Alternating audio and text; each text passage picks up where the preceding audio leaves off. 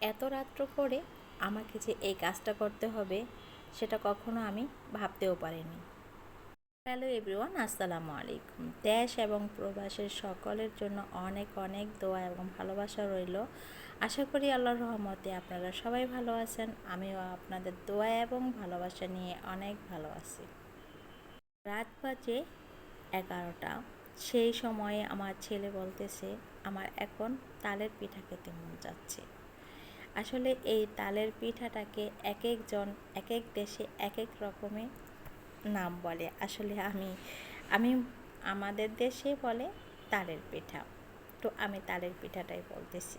যাই হোক, তো আমার ছেলে যত খেতে চেয়েছে যেই কথা সেই কাজ, চলে আসলাম রান্না করে এক এক করে এই দেখেন পিঠা দিয়ে দিচ্ছি। কারণ হচ্ছে যখনই ছেলে হোক আর মেয়ে হোক, যখনই আমার কাছে ওরা যে কোনো কিছু খাবারের আবদার করে, আমার হাজার কষ্ট হলেও আমি সেই কাজটা করতে আমার কাছে ভালো লাগে। এটা আমার কাছে কোনো কষ্ট মনে হয় না। তো এইটা দেখেন ফুলকো ফুলকো ভাব, মাশাআল্লাহ অনেক সুন্দর হচ্ছে পিঠাগুলা।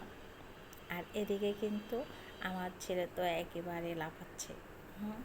সে তো মানে তালের পিঠাটা এতটা মানে পছন্দ করে, তো কী আর বল, পছন্দ করে সবসময় ও তালের পিঠা অনেক খুব পছন্দ করে। মেয়ে আবার এগুলো অতটা বেশি খেতে চায় না। এই তো আপনাদের সাথে কথা বলতে বলতে আমার কিন্তু পিঠা বানানো অলরেডি শেষই হয়ে গেল। তো এই ভিডিওটি যদি আপনাদের কাছে ভালো লেগে থাকে সবাই লাইক কমেন্ট শেয়ার করে দেবেন। আল্লাহ হাফেজ।